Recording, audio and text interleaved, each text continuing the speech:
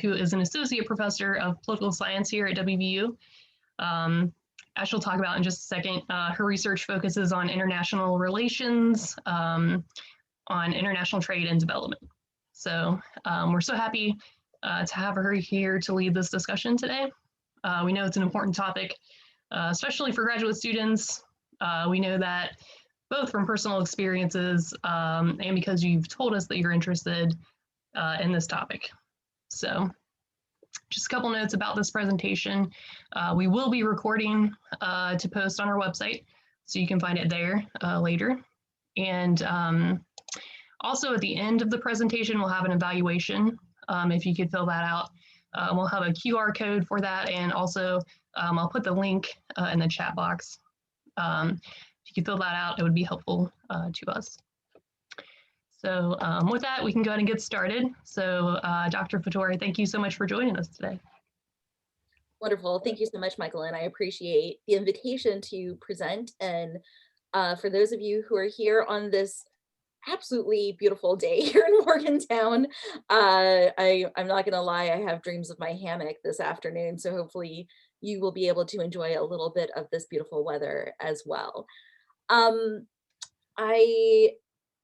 This is a fun talk, and then it's a fun talk, but I also think it's important to mention at the beginning that we are going to be talking about vulnerability, and we are going to be talking about not just the research that I'm familiar with imposter syndrome, but my own personal experiences with it. And so part of being vulnerable is being able to trust that you are going to be accepting, right? And understand that I am not generalizing, I'm just using my own experiences. I am a woman in higher education, but I'm also a white woman. So I can't speak to experiences for students of color. I am American, and I'm going to talk about, I'm first generation American. So I can't talk to students who wouldn't talk to the experience for students who are international students, but I'm hoping, and I really don't want you to, because I've not had those experiences, but I think that it's applicable to, in talking about my own experiences, I think that there's enough information that can be applied across these different groups. Okay, so it has been a while since I presented y'all. I haven't presented anything on Zoom since the end of May or the beginning of May. So I'm sorry if we jump ahead a little bit here, but here's a little bit about me. Like Michaelin said, I am an associate professor of political science here at WVU. I also teach classes that serve the International Studies program and the Women and Gender Studies program. I've been here at WVU since 2006. I almost said 2016, 2006, which was when I received my PhD from Florida State University. And my teaching and research interests include international political economy, specifically international trade, gender and international relations, and the sociology of the professions, which is a fun way of saying I look at gender issues in my discipline. I'm also an expert, and I think that's important to establish, right? I engage in a lot of public scholarship, meaning I don't just publish my work in scholarly journals, but part of me as a scholar, what I think is important is being able to take what I know and share it with the public. And so you can see here that I've been quoted by Time Magazine, NBC News, CNBC, Fox Business News, and I've appeared on Bloomberg News Radio and Wisconsin Public Radio. My research has also been featured here in the Washington Post Monkey Cage blog. You can see here on the left of your screen. And I'm telling you all this because I am an expert. My discipline tells me that I am, and clearly the media thinks so, as well as WVU, which likes to promote me as an expert for all these different things. That's how I get contacted. So why did imposter syndrome color my career for so long? Can I also say Google Slides is a little tricky, so I'm sorry if I'm just sliding along here. I think it's helpful if we all start from the same place for our understanding of what imposter syndrome actually is. The term imposter syndrome has been around since the 1970s, and it emerged from a study of high achieving women by psychologist Clance and Imes. And they concluded that despite outstanding academic and professional accomplishments, women who experience imposter syndrome persist in believing that they are really not that bright and have fooled anyone who thinks otherwise. Another psychologist, Audrey Irvin, says it's your inability to internalize your own successes. What we know is that it disproportionately affects high achieving people from underrepresented societal groups. So, women, Black and Indigenous persons of color, first gen college student, and others. What well, sometimes it helps to understand a person's background, and I laugh about this a lot because when we go to conferences, we have our fun name tags, and it says Christina Fattore, West Virginia University, but it doesn't share my background, right? So a lot of what we see, if we go back to this slide, right? Like, can I put this slide on a shirt and walk around a conference with it and be like, I'm an expert. Look at all this awesomeness. But it's the other stuff that I carry with me that affects how I see myself and how imposter syndrome has affected me. And so for me, I'm first gen everything. I'm first gen American. And you can see in the upper left on your screen, that's a picture of my mom and her siblings and her dad. Her dad's the one sitting down with the mustache. And everyone in the back row is one of my mom's siblings. Um, my mom emigrated to the United States from Southern Italy with her parents and her younger sister and brother in 1963 when she was 16 years old. And she tells a story about how their boat docked in New York City, and her uncle picked them up and brought them to his house in Bethlehem, Pennsylvania, which was about 2 hours away.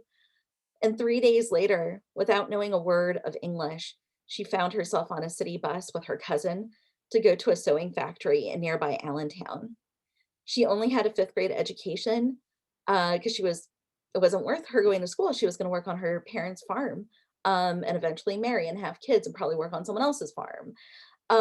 And so in her teens, she actually won an apprenticeship with a pattern maker in Italy before her parents forced her to move. And so my mom's life really affects me because she spent much of the 60s and 70s finding work in different sewing factories until she became pregnant with me. And she made the choice to be a single mom in her early 30s, which was also a really hard time for her because she was laid off from her job. So when she made that choice to have me, she also went on welfare. Uh, I grew up for this first 6 years of my life on welfare. And it was only when I started elementary school that she got a full-time job. And she worked as a housekeeper in the dorms at our local university, which is Lehigh University. And the times worked out perfectly with her dropping me off early at school and then me hanging out at the public library, which was literally across the street from my elementary school, um, for about 15 minutes every day until she was able to drive from her work to pick me up. The one thing, slides, here we go. The one thing my mom instilled in me was that I had to make something out of myself and that education was my key out of poverty. She also pressured me to be the best at everything I did. The idea that I could work a little harder, that there was always room for improvement was always stressed. And for a kid that had issues with anxiety, although this wasn't something that we really talked about in the 80s and 90s when I was growing up, this wasn't really the best path. It wasn't the best strategy. But I also understand her fear as a single mom. She didn't want my fate to be predetermined. And so she pushed me as hard as she could. And it's the story of a lot of first gen college students, and especially those with immigrant parents. I did my undergrad degree at Gettysburg College, and then I went to Florida State for my graduate degree in political science. And when I was at Florida State, I was quick to realize that I wasn't one of the superstars in my department. And I noticed in the questions that some of you submitted, that many of you are concerned about keeping up or feeling like you're always kind of falling behind. And I want you to know that you're definitely not alone in that feeling. And especially if you're in a department, and I don't know every department on this campus, but I can only, again, speak to my experience. My department at Florida State, literally someone said, you should be hanging out with these superstars. And let me tell you who they are. And that to me was like, oh, I'm not a superstar. Awesome. Thanks for letting me know that, faculty member. I really don't appreciate that, but cool. Um, and so this idea of constant improvement was reinforced by a certain handful of professors. And I remember I went to a conference with one of my professors, and we were on a plane flying from Portland, Oregon to Tallahassee, Florida. And my research advisor, who I just presented at this conference with, decided then that it was a good time to tell me how I really needed to work on my writing, that it really could be improved. There was so much room for improvement, and how I needed to get my head in the game to be a successful academic. And I remember feeling mortified, okay, because I was literally trapped on a plane with this woman for the next 3 hours, and I couldn't go anywhere. And she was just like literally going down this laundry list of all these things that like she had noticed I could do better on. And it wasn't like I wasn't already having those conversations in my head. And so I told myself a story, that I would not get a job at a research university. That was our goal. Like that was what we were being socialized for. We were going to go teach other PhD students. And anything else wasn't I hate saying wasn't worthwhile, but it wasn't valued. I think wasn't valued is the perfect term for it. So when I not only got the interview here at WVU, but then also was offered a tenure track position, I hate saying how surprised everyone was. They were happy, but they also didn't mask that surprise. And it hurt, right? It really hurt. And so I realize now how much of my life I spent trying to fit that mold, what other people wanted from me, right? My mom wanted me to be the high achiever. Excuse me. Sorry, my allergies are killing me this morning. So you get the nice weather, but you also get the allergies, right? So my mom wanted me to be a high achiever. And she wanted someone she could brag about. And trust me, she does. She still does now, right? Like, um, my dissertation advisor wanted me to get a tenure track job at a PhD granting institution. And once I did, the focus quickly shifted to, okay, now you got to get tenure. Um, the story that other people told me about what I should be doing with my life was the one that I constantly embraced, whether I wanted to or not. And I'll be honest, I think that back then I didn't even give that much thought into what I wanted, right? And what I wanted from my career. Um, and so I felt constrained and stressed all the time. And I let other people's words influence what I thought of myself. I internalized those words and I believed them. And I truly thought I was a bad scholar, and that I contributed nothing to my field, which was something that one of my colleagues here actually said to me the one time. And I carry that with me. And I can't begin to say how many times I almost left academia and how I carried those words with me even after I got tenure, right? Everyone kind of looks at tenure as being this like, oh, right, the clouds open up and the angels look down on us and everything is fantastic. Um, and no, because words hurt, right? Words hurt, and tenure doesn't make things magical. Um, so this feels like a century ago, but it was literally a year and a half ago. I was scrolling through Twitter on New Year's Day 2020, and I noticed that a number of people were posting their decade in review. And if you've been on academic Twitter, you will know people love to brag, right? They were tweeting about weddings and trips and kids and degrees and awards and publications and all their accomplishments. And so I decided to tweet about my last 10 years as well. Even though in what I wrote was my truth, but I didn't think it was going to measure up to those expectations on academic Twitter. And you can go through here. My first tweet is basically what everyone was posting. But then I delved a little deeper and I talked about getting married and dealing with infertility. I have my diagnosis with endometriosis and the various surgeries I've had over the past 10 years because of it.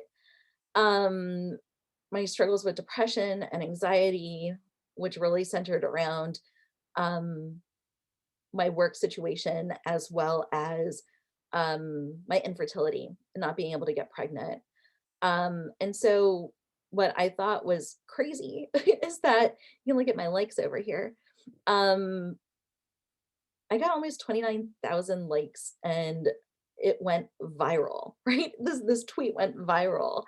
And it was really interesting that what resonated with people wasn't my PhD and it wasn't my promotion, it wasn't my publications. It was that I was willing to be real. And so I still laugh. I mean, like a year and a half later, I still laugh that I received national recognition for a tweet about how I didn't feel like I was living up to the standards of academic success, right? Like I literally wrote this because I was like, oh, there's people who are publishing and, in political science, if you publish 2 articles a year, that's a pretty darn good year. It's not like the hard sciences where things move a lot faster. Um, I, I, there were years where I didn't publish, but I also had all these other things that were going on in my life as well. And so now that I look at this tweet, I see my authenticity and being the real me, literally battling with my imposter syndrome. Like I can see it all here because I really wrote this to kind of thumb my nose at academic Twitter and be like, I'm still here, I'm still standing. But at the same time, I know, because I know my discipline, I know that there's other academics who are probably rolling their eyes at me for mentioning private personal things like my health, right? So, what if I told you that imposter syndrome isn't about you, but about the institutional structures that shape our lives? A few months ago, there we go. A few months ago, Dr. Amber Spry, who's also a political scientist, she's at Brandeis University in Boston. She tweeted the following: I rarely experience imposter syndrome. I believe I belong in any space I worked hard to enter. Know what I've experienced? Microaggression and systemic bias. That reframing is key. And you know what? It certainly is. Okay. It is, I will, like, I feel like I will master Google Slides on Zoom one day, y'all, but I guess today is not the day, right? It's the system, it's not you. It's pretty simple to see that my decade in review went viral because of my vulnerability and my willingness to show my authentic self, which is something we do not do in academia. We don't do it at all, right? In The Gifts of Imperfection, Dr. Brene Brown writes that authenticity is a collection of choices that we have to make every day. It's about the choice to show up and be real, the choice to be honest, and the choice to let our true selves be seen. What attracts reporters and commenters to my tweet wasn't my accomplishments. It was the fact that I was willing to go beyond the facade and share what my real decade looked like. Work-life balance is a myth. I will tell you that right now. Please don't ask me about work-life balance because it might make me cry. And the expectation that we can compartmentalize our home life and our work life is a fallacy. Some people may not agree with that. That's okay. This is what I think. In a 2019 article, political scientists Renee Kramer, Nicole Alexander Floyd, And Tanisha Means wrote that the concept of work-life balance insinuates that there's some kind of magical moment where everything falls into place and our personal and social lives are co-equal with our professional lives. And the myth of balance reinforces unreasonable standards that are rooted in the neoliberal concept of the ideal worker. Academic critic Kelly Baker agrees. In 2014, she wrote that telling women, including academic women, to adopt a certain mentality or strategy often perpetuates inequality rather than confronting the barriers women face. Blaming women for our choices is much easier than examining the conditions that limit that choice and possibility. And I will, like, here's my beautiful, beautiful, beautiful family. I get this question a lot of, and I hate, let's put it this way, I've kind of come to the point where I won't answer this question anymore.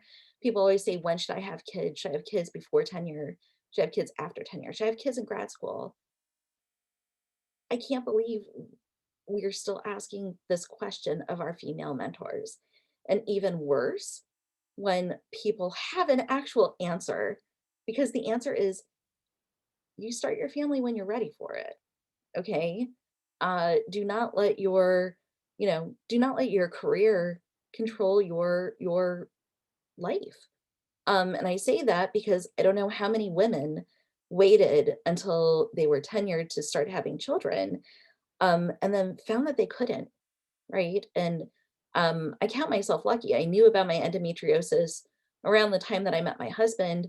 And we decided that as soon as we got married, we were going to start trying to have a kid, knowing that it was going to be more difficult for me. And I was pregnant with our son 6 months after our wedding. And one of my colleagues actually went, that was fast. None of their business. Why do people think they can make these comments? It's not appropriate. And I think when we start pushing back and realizing that we're a whole person, right? We're a whole person. The personal and our career, that's all of us. We can't compartmentalize. It's just literally impossible. It's a myth we tell ourselves. What we don't discuss, and I kind of got into it there, is the mental health toll that results from mentoring academic women and other underrepresented groups to adopt the traits that fit the neoliberal and the hegemonic masculine mold of the modern university. Again, I'm going to reach back to Brene Brown. I'm a huge Brene Brown fan, and some people are like, oh, Oprah. She has a PhD in social work. She's amazing. All her books are based on research and doing thousands and thousands of interviews. And like, she's amazing. Like, I literally learned about grounded theory after she introduced me to it. I was like, I'm going to go do a workshop on grounded theory and learn about it. And it's just amazing. But Brene Brown talks about this web of shame that you see her on your screen.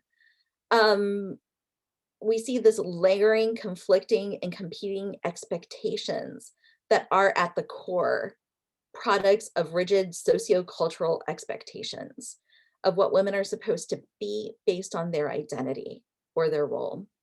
So female scholars, again, I'm talking about my experience, have been overwhelmed with the concept of imposter syndrome and the idea that that facade will crack and that female scholars will be found out for not being smart enough or deserving of their accomplishments. Imposter syndrome creates a feedback loop where female scholars are told to conform to the ideal neoliberal scholar in order to succeed, and yet it will never be a successful strategy in academia because of the persistence of implicit gender bias and racial bias and age bias, and add whatever kind of bias you want to throw in there in academia. After all, higher education is an institution that was built by white men for white men. Just want to make sure I was on the right slide, y'all. So if you don't know who Shonda Rhimes is, I will introduce you. Shonda Rhimes is the writer and creator of excellent television like Grey's Anatomy and Scandal and Bridgerton, right? And so she wrote, I define my life and my power and my success by my ability to write my own story and then to rewrite it when I need to pivot. One of the most valuable lessons I have learned over the past years is to reclaim my narrative. I don't want other people telling me what I should be, right? I can't worry about external measures of my value, whether we're talking about student evaluations, anonymous reviewers, or even the size of my jeans. At the end of the day, only I can determine my worth. And if you need help, I will tell you that you are worthy. I don't I don't I don't even need to know your field. The fact that you were accepted into a graduate program, or my sure undergrad students who are here, um, you are worthy, right? You are worthy. And I want you to like take that in and put it in your heart and in your mind and realize that like there was no mistake in accepting you to these programs, right? But if we listen to what others have to say, that will shape what we think about ourselves. I also need to quote another great philosopher, Ms. Taylor Swift. She once said that while you could have been getting down and out about the liars and the dirty, dirty cheese of the world, you could have been getting down to this sick beat. And I encourage you to get down to the sick beat rather than listening to the haters, because the haters are going to hate and people are going to be mean. People are going to tell you that you're not a superstar. People are going to tell you that your writing is awful. I remember one time I got a review that said, this was in grad school, an anonymous review, because of course anonymity allows people to be their very best selves. Someone wrote that my English, I was clearly not a native English speaker because of my writing. And I was like, that's racist and awful. And wow, you felt like you could write that. Okay, thank you. Um, and yet, this is how academia works. My husband, who is not an academic, he likes to say, oh, you all have a very weird system. And I'm like, that is the understatement of the century, friend. Um, but I encourage you to find the people who celebrate the real you, right? Because you can seek the approval of people who will still not be satisfied, or you can find people who appreciate your realness and your authenticity, and also what that brings to your studies, right? And I know we're not all social scientists here, um, but our background, like our background and how we see the world very much affects the questions we ask, right? Especially if you're a social scientist and ask questions about our world. And if everyone in academia is the same, we are missing out on those questions, right? We're missing out on those questions. And so while I may never win a Nobel Prize, and I haven't published in the top journal in my field, and I probably never will, um, I know that I have an effect on, like, that's not just the one measure of my career. For instance, I have mentored some pretty darn awesome students. And these are, you can see some of my PhD students, but also some groups of my undergrads here. Um, I also married a pretty wonderful guy, and he supports me through the good and the bad. I'm lucky enough to be raising a boy who is sensitive and thoughtful. And my daughter tells me that she wants to be a mommy when she grows up, which I think is a ginormous compliment, especially when the world tries to beat you down, like for your little person to be like, oh, you're amazing and I want to be like you when I grow up. That's awesome, right? These aren't things that I can put on my professional vita, but they mean more to me than I can even say, right? So I hope that you're able to take what I've discussed today and start considering how others' actions and words have affected your own self worth. You are here because you worked hard. You are doing what you need to in order to be successful. Not to mention, and I can't believe I actually have to say this out loud, you just survived a pandemic, okay? If you feel like you're falling behind or not keeping up with your lab team, take a breath and think about that. We have to stop acting like we all show up for work from the same position. Some of you might have been up all night with your kid last night, or maybe you're caring for an elderly family member. Some of you might be incredibly stressed about money. Maybe you're worried about family across the ocean that you haven't seen in years. Maybe you and your significant other just broke up. These are all things that we're taught to hide or compartmentalize when we show up to campus.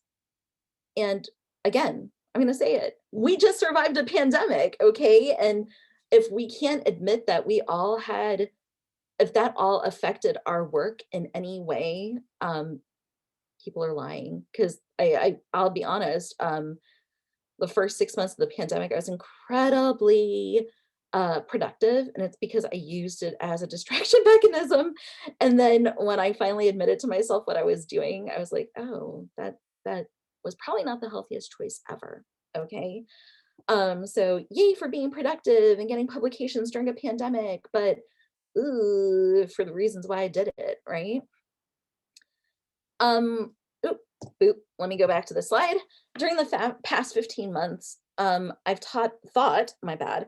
thought a lot about how we are mentoring our students, whether you're undergrads or grads. I teach both. And I think about this a lot. I do spend a lot of time thinking about this.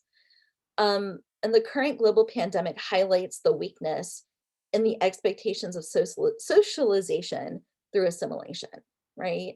When you come to graduate school, a big part of what we do as mentors is teach you the way to success.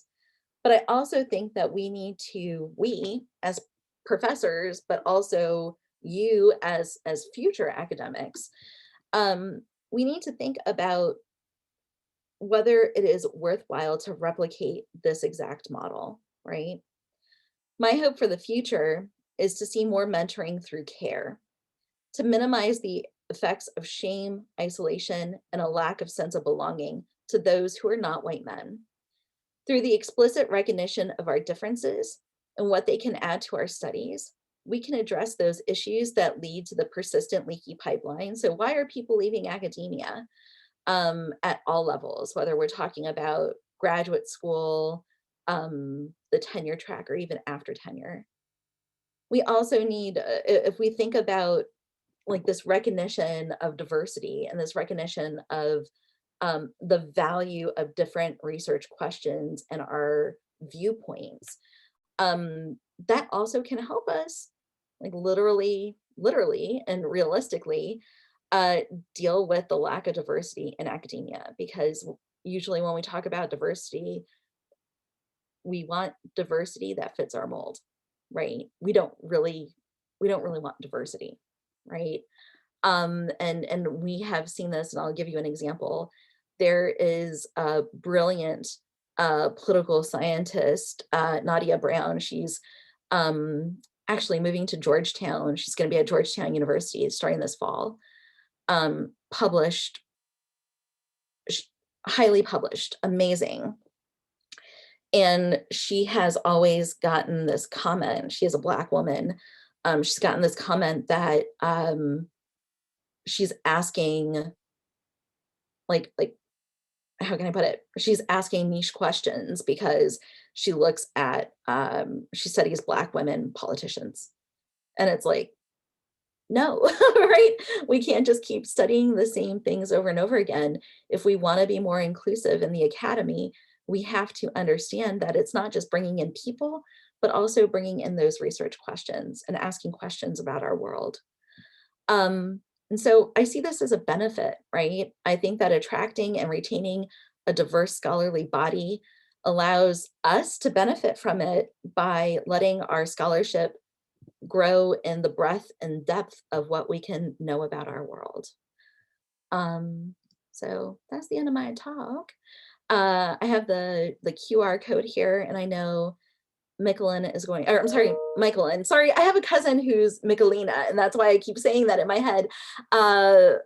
Michaelin will be putting the link to the QR code here, but I just want to thank you for your attention and attendance.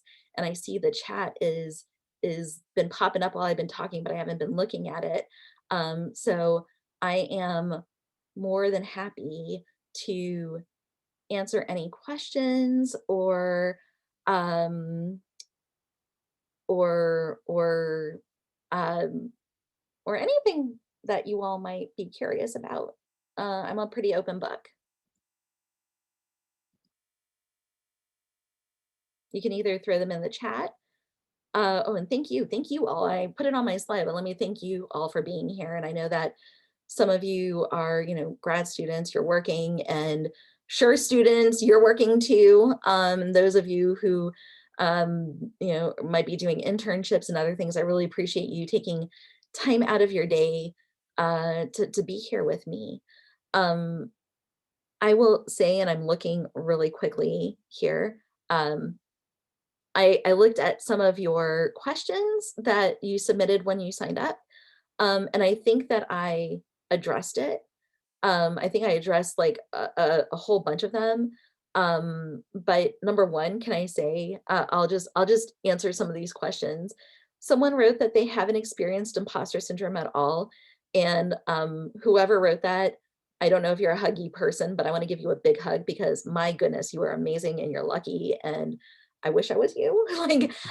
Like that does not make you weird at all. That's wonderful. And quite honestly, I think that when we talk about imposter syndrome, and I really hope maybe walking away from this, um, we can understand that it's more about the structures and um, what we see as appropriate, acceptable behavior that shouldn't be appropriate or acceptable in academia, right? Um, Karina also wrote this, and I was going to get to this. Uh, how do you come off not being cocky in interviews and networking? So I think this is a fantastic question, especially as someone who presents as a woman, right? I think that women, like, let's put it this way, there have been studies done, and if you delve into this research, it is incredibly frustrating. Um, if women brag, like when I put up my slides about like all the things I've done and all the interviews I've done, um, if we could do an experiment, right? And put that slide up, and men will rank more positively, right? People respond to men talking about their accomplishments in a more positive light than women.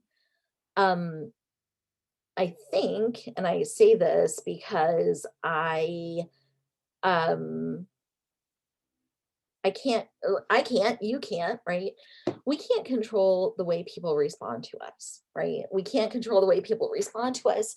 We can't control if people is going or oh, there goes my English. I'm gonna drink a little more caffeine. Hold on.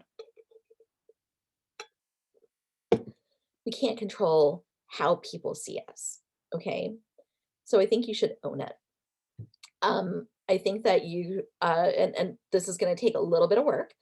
But I think that writing off, like let that thought of like, oh, I don't want to come off as cocky or full of myself in interviews. No, no, no, no, no. Own your work, right? You did that work and you deserve to be proud of that work. And if someone else thinks that you're arrogant, there's the word I was looking for. If someone else thinks you're arrogant, that's on them, that's not on you. Okay. And I know as a tenured professor, uh, who's not in this job market, it's easy for me to say this, but quite honestly, that's reflective of that place. And you're probably dodging a bullet if they're taking that as that kind of talk. Okay. Um, YJ asked, how has the Me Too movement influenced imposter syndrome among women? I think this is a great question.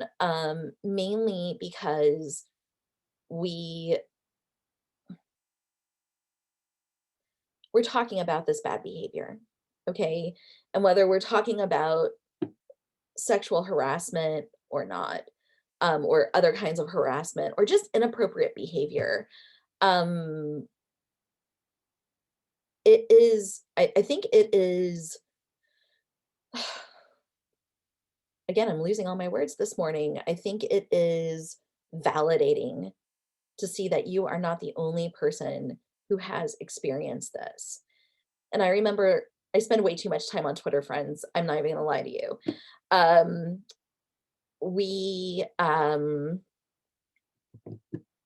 there last summer, especially last summer during June after George Floyd's murder, and this talk from academia and different universities about like coming together and really paying attention to diversity and inclusion and blah blah blah blah. There was a hashtag, and if you have time to peruse it, I really suggest it. There's a hashtag called Black in the Ivory. And it talked about all these different experiences that Black academics, graduate students, and professors alike experienced on their campus, right? And yep, like it was just interesting to read through it, especially as a white woman. Because number one, I wasn't surprised at any of them, but also like it's disgusting, right? It's absolutely disgusting. Political scientist, I follow a Black woman, uh, just for yesterday that she was walking on her campus in New England. I think she's in Maine. And there's like Maine is actually whiter than West Virginia. Who knew, right? Um, but she was walking on her campus where she had worked for years with her son, and some random white woman walked up to her and said, visitors aren't allowed on campus right now. And she was like, hi, I'm Dr. So and so, and I work here, and this is my son. And she was like, oh, okay. And just walked away. Like, how is that okay? Right? How is that okay? So I do think when we talk about the Me Too movement, one thing that I have seen it more now than before is that people are calling out bad behavior.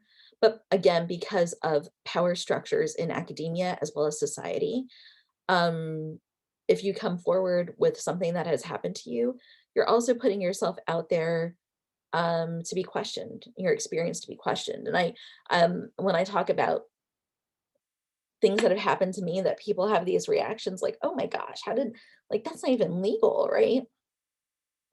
I sometimes worry about people who are like, that didn't actually happen to her. And that's just her complaining about things. And so Me Too is empowering, and yet we're not really changing the system. And it's the same thing with everything universities have done. I'm not just talking about our university, but across the country, right? Everything universities have done in light of the Black Lives Matter movement. And yet there really hasn't been that much change, right? And so it's an important question, but again, it's a structure problem. It's not an us problem. Like, and that's the frustrating thing. Like we're here going, oh, it's a structural problem. So how can we change the system? All the power I have is what I'm doing right now, telling you to pay attention, telling you if you have the power someday, maybe you can change the system. But I'm not in power, right? I'm not in power. And so that's a really frustrating situation. That's a great question. I have an anonymous question. Any tips for a PhD student of color that is hesitant to ask for assistance due to being viewed as incompetent? I need some help learning how to write academically for my comprehensive exams, but I'm not sure where to turn. Um, I am going to assume again that you have, and again, these are, I'm reading into this as you can't talk to your professors, and I find that unfortunate. Um, One thing I would say is if you have other graduate students in your program that have taken comps and they're willing to share their answers with you and see how they've written it and how they've structured it. And again, I'm saying this because this is like totally legal in political science. We don't repeat questions year after year. But I think being able to see how someone's written and how someone has structured their answer is really helpful. The other thing that I find, and I don't know how much time you have before your comprehensive exams, is to read, right? And I know that sounds so weird, but that's how my writing improved. My writing improved by reading so much more, and not just reading articles and books. Again, I don't know your field, but fun books. I love romance novels. I read a lot of romance novels, but it's about rhythm. It's about structure. I think structure is really important. And also, like, I hate telling you, like, go to Twitter, but there are some really great collectives on Twitter. One, like, and I see this between scholars of color as well. And sometimes you can find a group within your own discipline. Like, I know here in political science, there's a Twitter group and a Twitter hashtag that people use. Women also know stuff, and then they have one that's POC also know stuff, and people make connections through those. And so I think there's not the best answer to that. But here's my thing, and this is something I get really frustrated with, and I tell my students this, and I'm totally watching the time here. Um, your writing improves over time. My writing, and I hate saying this, when did I get comfortable with my writing?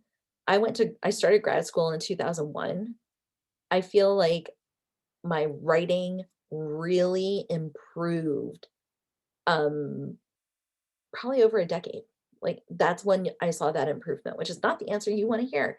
But I also think that we have these high expectations that, like, and I say this to my students, why are you in school if you don't have room for improvement? Why are you in school if you already know how to do everything? And we need to stop expecting students to be like A+ writers, because we need to teach them that craft as well. So um, I don't know if I really helped you there, my anonymous person, but um, I think that there are access points where you could get help. Um, but also realizing, again, the system has this expectation that's just unrealistic. So I would ask others in your program, if you can see the structure of their answers. And that should help. Book recommendations on imposter syndrome. Don't. And I only say that because, no, actually, I take that back. So, The Gifts of Imperfection by Brene Brown is phenomenal. Okay, phenomenal. I'm going to turn and look at my shelf really quick. Hold on. I'm trying to think of some other books that have been like amazing for me. Brene Brown, like just Brene Brown. I love Brene Brown. I'm trying to think of someone else. I listen to a lot of podcasts. The Brene Brown podcast is amazing, and you can go through it and kind of see what helps.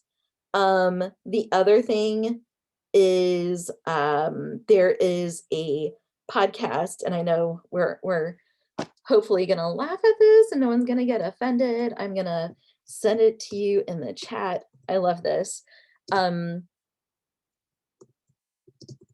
It's called Unf Your Brain. And I think it is genius. It's run by a woman who is a Harvard trained lawyer, who's now a confidence coach. Her name is Kara Lowenthal. And she's amazing. Like, I listened to one of her things and I was like, oh, where have you been all my life? So I think she's amazing. Let me see. Okay. But don't go down the rabbit hole with imposter syndrome, because I feel like a lot of what we do is, how can I put it? I think recognizing that the system is structured in a way that certain people are not going to succeed or be made to feel less than is not on us. And I think that's the important thing to understand. So I'm trying to think of, um, I listen to way too many podcasts, and you know what that means? That means I don't actually listen to all these podcasts. They're just on my phone. Um, but yeah, those are good ones. There's also another podcast called Acadames. Again, if you're a woman, or you present as a woman, I think that is a good one for you. It's run by these two public health professors at UNC Chapel Hill, and they talk about a lot of different issues in academia, and they're fantastic. I love them. Um, so let me just kind of come back here and look at some of this stuff. Um, I'm gonna suggest the anonymous student feel totally free to email me directly. And I'd be happy to talk to you. Um, yeah, I thank you, Stefania, for your comment. I know we're having a mental health crisis just in America altogether, but I will tell you that one thing that has helped me is therapy. Therapy is so important. Um, I think this is a great question, and I'm gonna totally mispronounce your name, and I'm so sorry. Uthpala um, asked, "How do you know when to take it as constructive criticism and not be offended?" Referring to the moment you had with your advisor on the plane on the way to your conference. Um, I think she could have done it in a totally different way. And I think that's me talking as an adult now, not as a 23-year-old graduate student on a plane with her advisor.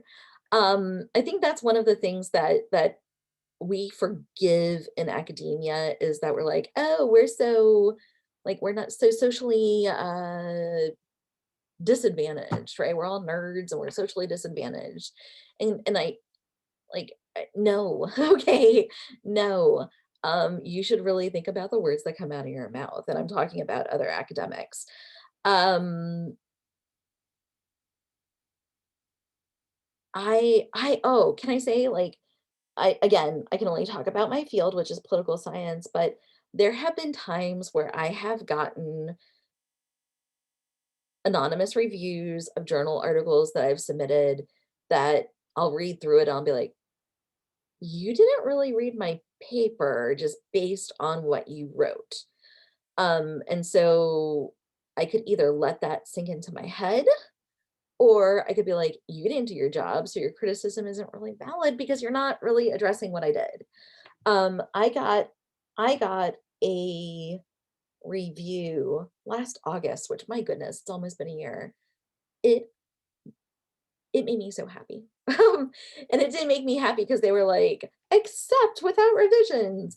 It made me happy because this person read my paper and gave me comments to help me make it better. It wasn't like there wasn't any gatekeeping involved, right? Like this person wasn't like setting me up for failure or asking me to do something that they knew I couldn't do. They were literally like, this paper is awesome. It needs some revisions and this is what they should do.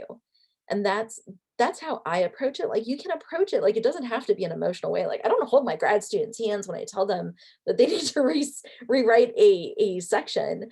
Um, but I also give them the tools to be able to do that. So if you're going to tell me that my writing isn't awesome, okay, tell me how to improve it. You can't just that's what we need to worry about, right? If you're going to make that critique, if you're if you are going to offer constructive criticism, part of criticism is helping someone grow and helping someone succeed, right? And so, this goes back to the anonymous person earlier. Um, like people should want you to succeed. People should be helping you prepare to succeed. And sometimes it has to do with asking those questions, right? So asking, how can I prepare for this? Asking do you have any suggestions on how I can improve my writing? Um, and not just letting it fester. And I will say that 23-year-old me did not know that because of the power dynamic. I didn't feel like I could ask questions. I didn't feel like I could seek information. I've written a lot about this in mentoring papers that I have under review right now. And part of it is that we sometimes approach mentoring, like, as a graduate student, I know I did, as like, I am this empty vessel. Fill me with your knowledge. You have a PhD, you know everything. But sometimes, and this is why I love Q&A question sessions, right? And there are things that I don't think about that might be really important. So if I say, "Oh, your theory needs to be strengthened," and okay, so let's go back. And I say this to my students, like, let's go back. Let's talk about your causal story. Like, sit here and tell me like we're talking over coffee or beers. What would you do? And that makes things helpful. So if someone offers criticism, you are incredibly valid to respond and say, "Okay, I hear you. How do you think I can go about doing that?" Okay. And again, it's the power dynamic, and it might be that you're intimidated by your professor, and I hope that's not the case. I love when people say I'm intimidating. I'm like, I'm intimidating. Okay. um, but you should be able to ask for assistance because you don't know everything. I don't know everything, right? And it's about learning. Your students. It's about learning, right? Um, I have not seen any books on imposter syndrome regarding academic life, which is really interesting. And so I will do that. I think the Speak Right Center might be helpful, but that is not necessarily a place where people are taught to write a certain way. And so I think that we need to that needs to be more subject like specific, right? Because like in political science, we write a certain way.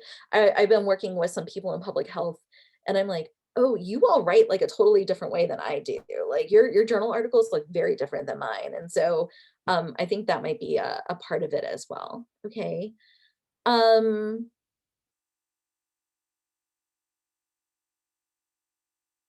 I'm looking here.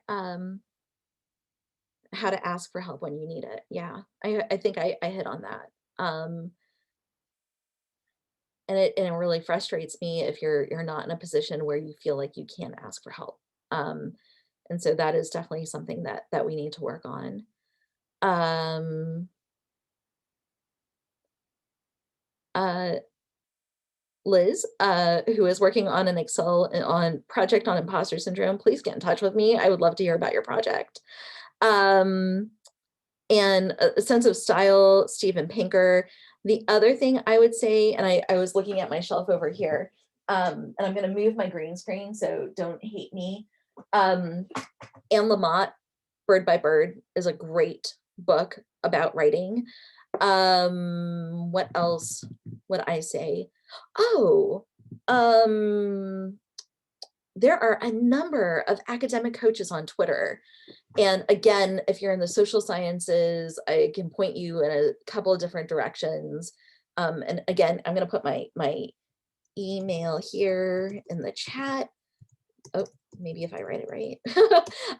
And don't be turned off by the it's summer and I'm not checking my email reply message that you're going to get, because I will reply. But uh, yeah, I mean, there are there are a number of books, but there's also a number of academic coaches. And I know some people in the humanities and in the social sciences, and I'm sure there are people in the hard sciences out there that I might be able to connect you through these people I know. But their stuff is really let's put it this way. I was a student who like counted every penny. Their stuff is reasonable. It's reasonably priced to the point where I think sometimes I'm like, you're charging like nothing for that. How are you making a living off of this coaching? Um, but there are resources out there, and I am happy to help you all. Um, Even if you're not a political scientist, I'm okay with that. We're all connected here through WVU, right? I'm happy to point you in the right direction if I can help you with anything. Okay. 12:02. Michaelin, how are we doing? Yeah, I think we're good. It was a great presentation, lots of great points. I hope that everybody can use those, in your personal life. I know that I can definitely use some of those points. Awesome. So I did want to point out real quick, if any student is looking for help with different resources like on campus, you can definitely reach out to our office too. Graduate Education and Life will help you get connected too. So feel free to reach out to us as well. Wonderful. Well, I guess we're good. If anyone needs any help, you got my email here in the chat. Make sure to fill out the evaluation. The link is also in the chat. And thank you so much for spending this lovely day with me. All right. You take care of yourselves. See you soon.